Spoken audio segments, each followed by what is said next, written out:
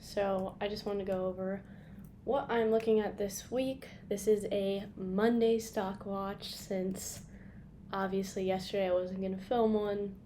Market's not open till tomorrow, as you guys all know, and I hope everyone is enjoying this nice long weekend. We get a break, but I definitely am ready to go back to trading. So anyways, let's get to it. I'm first going to check out what economic data we have kind of going on.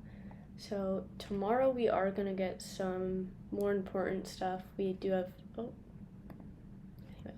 we have manufacturing PMI and ISM manufacturing. That's going to be important. Construction spending won't be affecting all too much. And then Wednesday, job openings, trade deficit, sort of important. And then beige book is going to be really important. And then we don't know a time for auto sales yet, usually not as important. And then we do have ADP employment and initial jobless claims, both very important. And then we have final PMI and then ISM services. This stuff is all going to be important, so please be watching. And then more employment reports and unemployment rate, very important, very important. So this week we do have kind of a big week with jobs. That is what shook up the market a little bit. Can I update this now? Shaken up? Shook? I don't know. Okay, there we go. That's why that wasn't working. Anyways, so definitely a lot of data to be watching for. What is going on here? Submit. Oops. Okay, sorry about this. Okay, what is going on? Why? Get out of here. Okay, there. That was weird. Anyways, so let's just take a look at what we kind of, excuse me. Okay, what we have this week. So on Qs, let's go on the daily. So we are doing pretty well. We made kind of a nice recovery as of last week. The markets were a bit more flat though.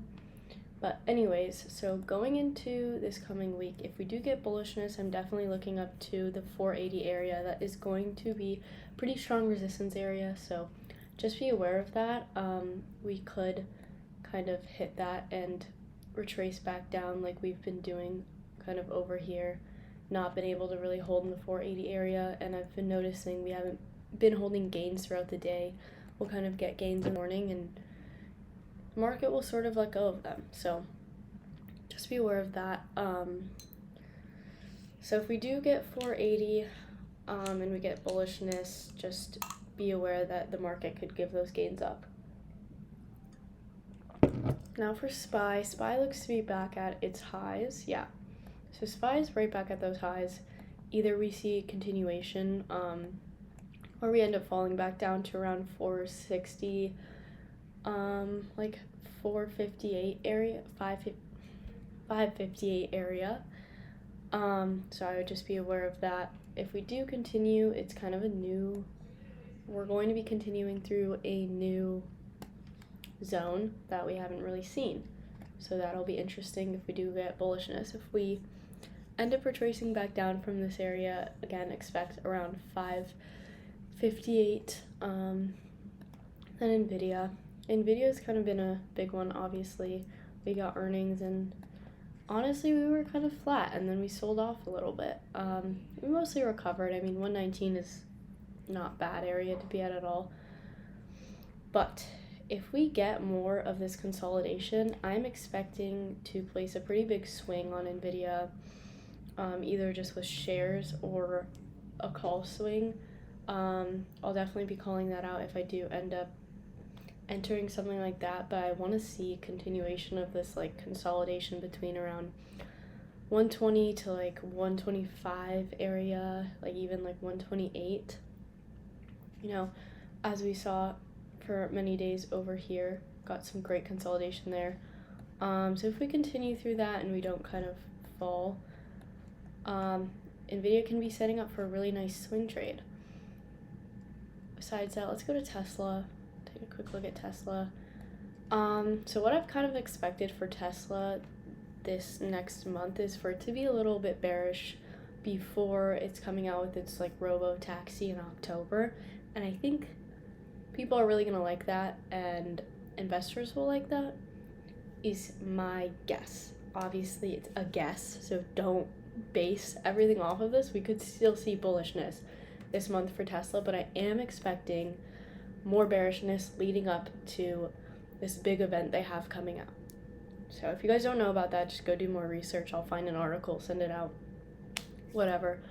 So yeah, but anyways, if we do get some bullishness, Tesla has a really wide range, so I would even say up to like 220 area, and then probably back down to almost like 205, 202 on Tesla. But yeah, I am definitely expecting more bearishness, but only if it's confirmed. I'm not going to just go all in puts. And then we have Coinbase. Bitcoin has been pretty bearish.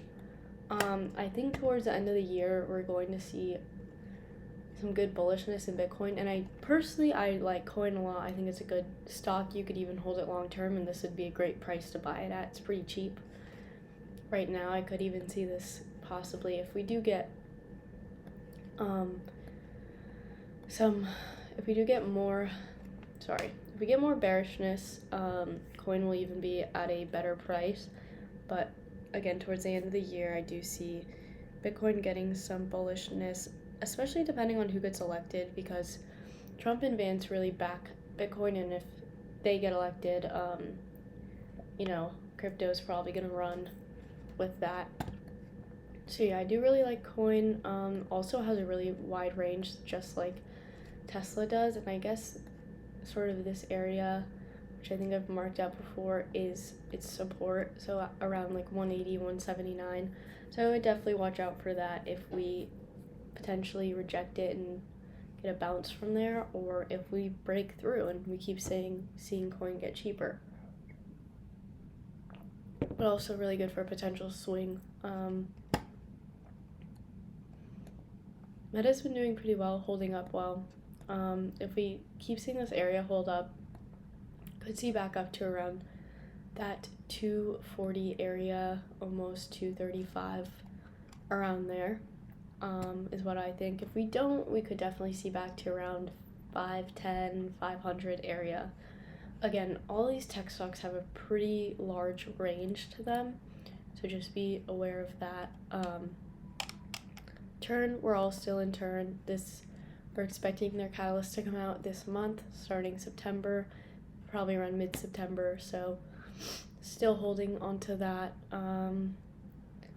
Besides that, Amazon, not really looking too much at Amazon. It is a great company. I hold this in my long term just because I bought it for pretty cheap.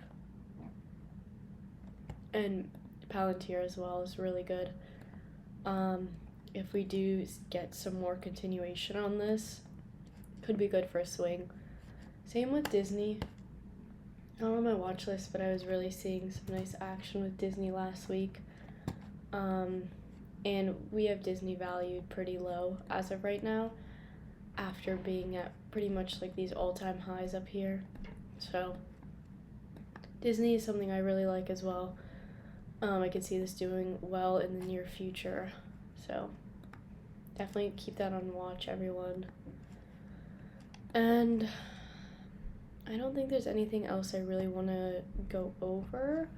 If you guys don't know, I am kind of partnered with Quant Data. I have not yet opened up their new,